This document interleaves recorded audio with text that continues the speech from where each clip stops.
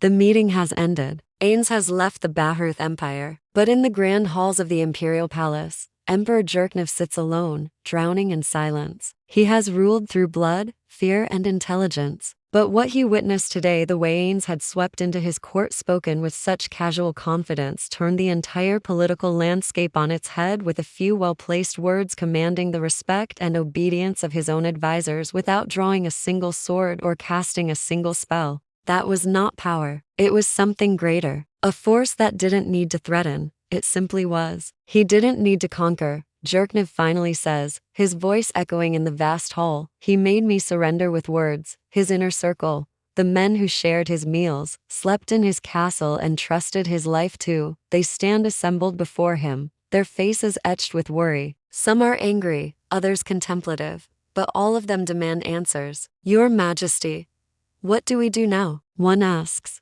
Shall we prepare our armies? Another demands. Jerknev slowly rises from his throne, striding forward until he stands before them, his gaze fixed on the intricate designs on the floor. It is not a look that anyone here has ever seen from their beloved emperor. He seems distracted, almost defeated. And then he turns, his eyes blazing with renewed resolve. We do nothing, he declares, his voice ringing with authority. Not because we are merciful, but because we are powerless. Still, Jerknev is no coward. Far from it. The man has led his nation to many victories, crushed rebellions, and stared down enemies in the dead of night. He knows how to turn fear into fuel for victory. So after a long pause, during which not a sound is heard except for the soft crackle of the fire in the hearth, he continues. Demiurge, as annoying as the Sorcerer King's presence is, it would be a fool's errand to try and assassinate him. The man who took out Gazif is far more capable than any of us. And to think that we could win a war against a being who moved a mountain to build his tomb is utter insanity. No, I am sure that even if we were successful, the kingdom would descend into chaos. And once the kingdom fell, the surrounding nations would tear it apart like wolves fighting over a dead lion. That is not something we should want. We are not merciful, nor are we cowards, but realists. Even if we were to succeed,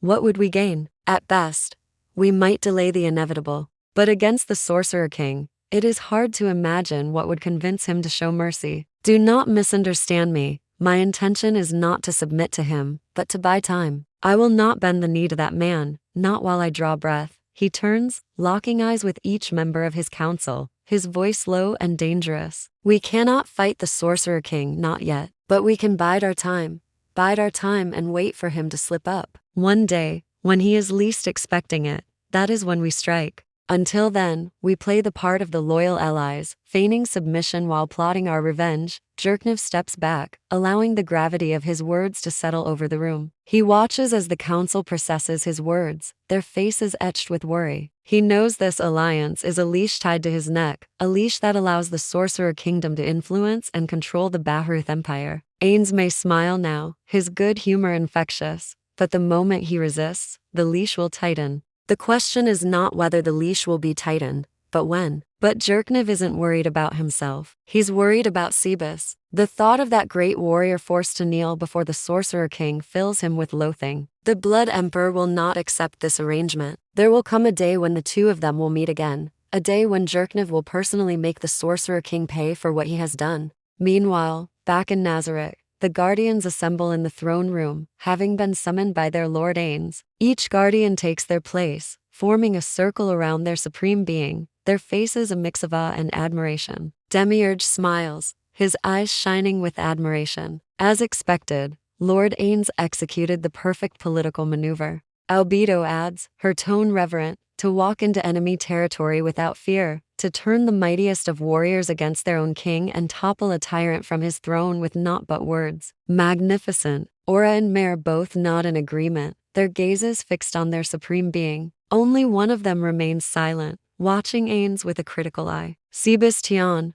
the general who defected from the Bahrth Empire, his loyalty to Ainz unquestionable. However, he does not outwardly display the same adoration as the others. Instead, he keeps his thoughts to himself, his face betraying nothing. Ainz, oblivious to Sebas's scrutiny, basks in the praise of his other guardians, a faint smile playing on his lips. I couldn't have done it without all of you, he says, his voice echoing in the vast chamber. Indeed, Demiurge, your manipulation of Emperor Jerkniv was masterful. If it weren't for your subtle suggestions, I doubt he would have agreed to the alliance so readily. Demiurge blushes at the praise, his smile widening. It was nothing, my lord. A simple matter of exploiting his ego and insecurities. He is not as clever as he thinks himself to be. Ainz nods slowly, still savoring the glow of victory. Very well. Then let the preparations for the alliance ceremony begin. We shall show the world the might of the Sorcerer Kingdom. As the guardians disperse to carry out their duties, Cebus steps forward, bowing his head slightly. My lord, he asks, is it wise to accept the Emperor's invitation to speak to his people? It could be a trap.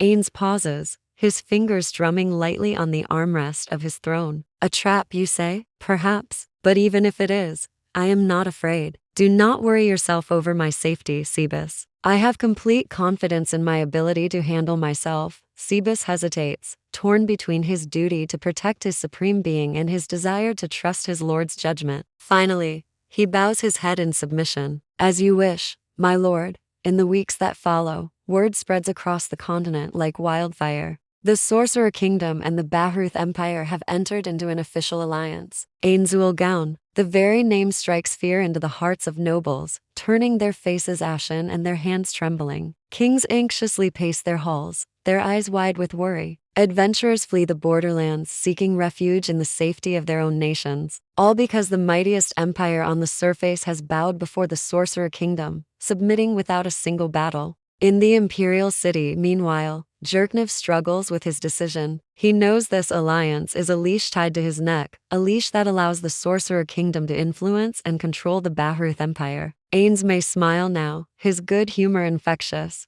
but the moment he resists, the leash will tighten. But what Jerkniv doesn't realize is that he never put him on a leash. He just lets the Emperor chain himself. The Sorcerer King never intended to subjugate the Bahrooth Empire. He only pretended to. But the Emperor, blinded by his own paranoia and lust for power, failed to see through the ruse. In his desperation to maintain his empire's dominance, Jerkniv willingly surrendered his freedom, becoming a puppet in his own game of chess. And as Ainz prepares to seal the alliance with a grand public ceremony, Jerkniv's fate is sealed. Now he waits for the day when Ainz makes his move, the day when the Sorcerer King tightens the leash. And even then, the bloody Emperor will not bend the knee. If you enjoyed this story, please hit the like button and share it with your friends. Also, don't forget to subscribe so you won't miss the next upload. Your support means a lot to us and helps us continue producing quality content. Thanks for watching.